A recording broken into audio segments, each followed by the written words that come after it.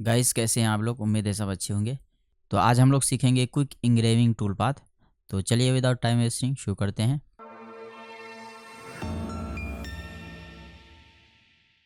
तो गाइस हमें यहाँ से मिल जाता है क्विक इंग्रेविंग टूल पाथ।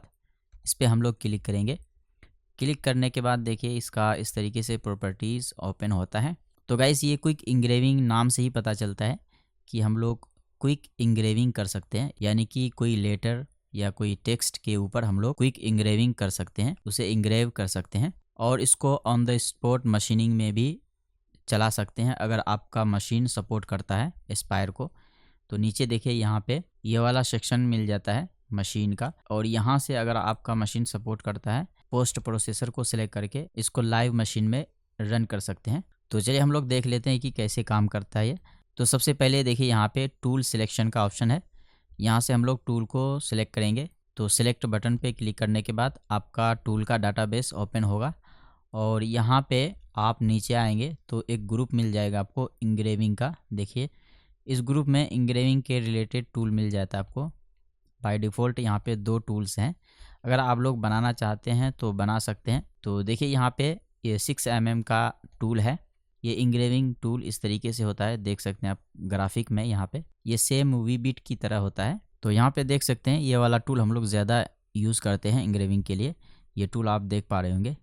तो इस टूल को हम लोग ज़्यादातर यहाँ पे इंग्रेविंग के लिए यूज़ करते हैं। तो अगर आपके पास कोई टूल है तो यहाँ से आप इसको बना सकते हैं। तो मेरे पास यहाँ पे 6mm का टूल है पहले से, तो मैं इसको सिलेक्ट कर लेता हूँ। देखिए इसका डायमीटर 6mm है और यहाँ पे एंगल होता है, टूल का एंगल कितना है आपका। तो यहाँ पे 10 डिग्रीज़ है मेरा, तो मैं 10 कर देता हूँ यहाँ पे। उसके बाद फ्लैट डायमीटर आपका क्या है। फ्लैट डायमीटर क्या होता है कि ये बॉटम का हिस्सा होता है। यहाँ पे देखिए एफ का साइन है, ये आपका फ्लैट डायमीटर है। यहाँ पे जब इस टूल को देखेंगे, अगर आपके टूल के बॉटम में फ्लैट होता है, फ्लैट नहीं है बिल्कुल कॉर्नर है, तो 0 कर सकते हैं। यहाँ पे मैं यहाँ पे 0.1 कर देता हूँ। और उसके बाद नंबर ऑफ फ्लूट, कितना फ्लूट है आपके टूल में वो डाल सकते हैं। तो मैं यहाँ पे 2 डाल देता हूँ, 2 फ्लूट। उसके बाद पास डेप्थ यहाँ पे आप डाल सकते हैं, मैं यहाँ पे 2mm करता हूँ अभी। और उसके बाद स्टेप ओवर मैं रहने देता हूँ एज इट इज़। उसके बाद यहाँ पे RPM आपको डालना है, 16,000 है, तो मैं यहाँ पे इसको रहने देता हूँ। यहाँ पे mm/सेकेंड करके मैं 50 कर देता हूँ और इसको 40। उसके बाद मैं यहाँ पे अप्लाई करता हूँ और उसके बाद सेलेक्ट कर लेता हूँ।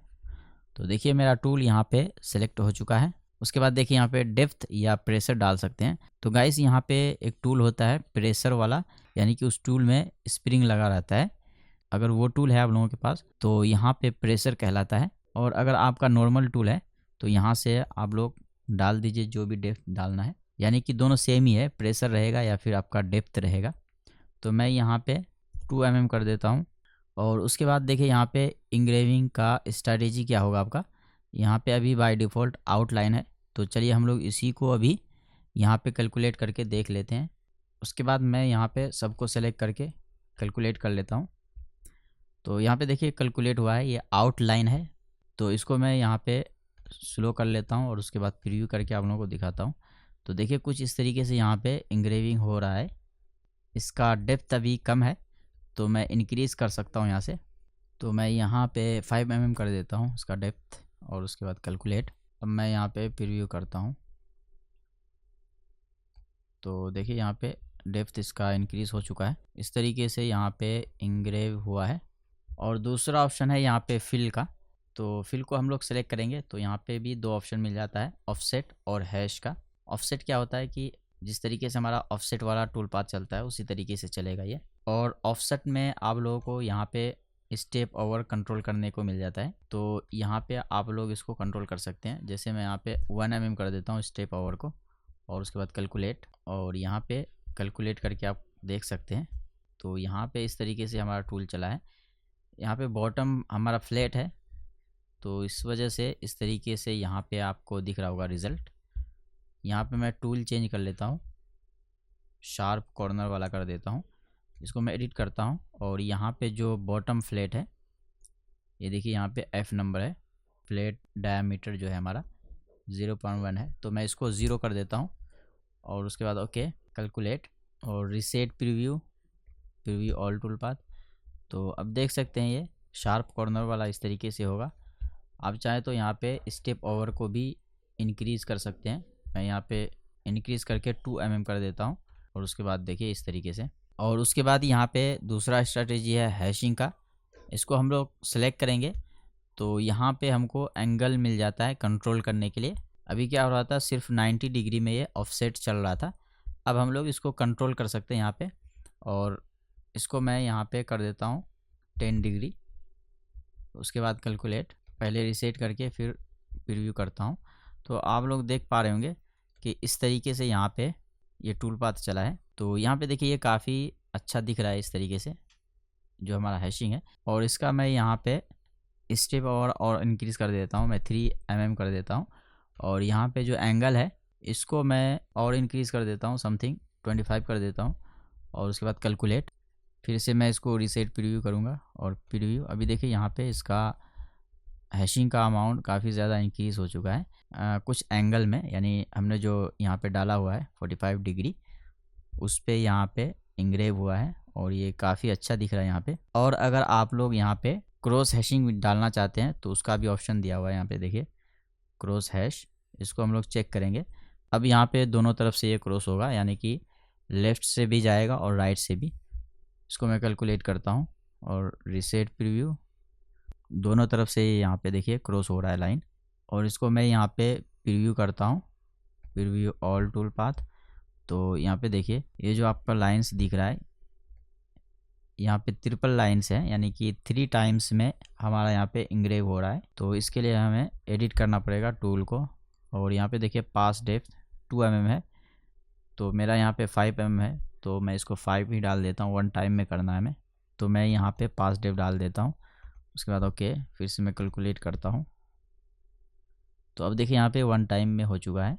अब दोबारा मैं इसको रीसेट प्रीव्यू, फिर प्रीव्यू ऑल टूल पाथ।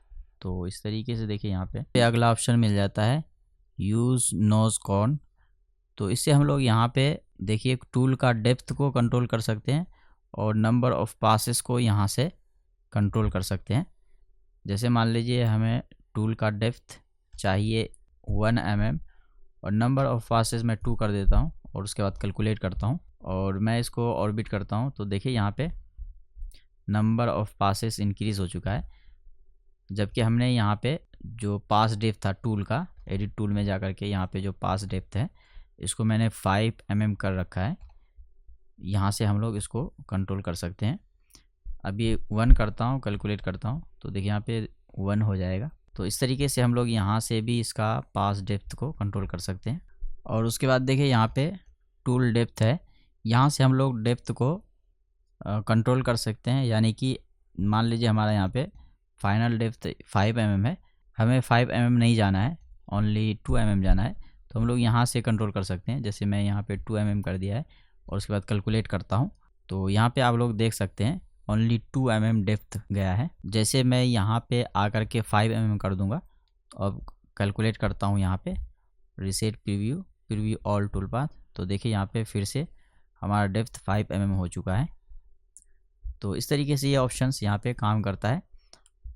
और अगला है यहाँ पे देखिए मशीन ऑप्शन में, आपको मैं पहले बता चुका हूँ, अगर आपका मशीन यहाँ पे सपोर्ट करता है तो डायरेक्टली हम लोग यानी कि लाइव टूल पाथ यहाँ पे चला सकते हैं मशीन में।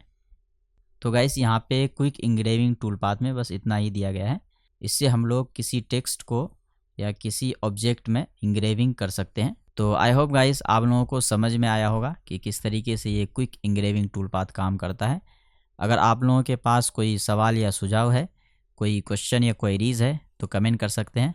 तो चलिए हम लोग मिलते हैं नेक्स्ट वीडियो में, जब तक के लिए take care and good bye.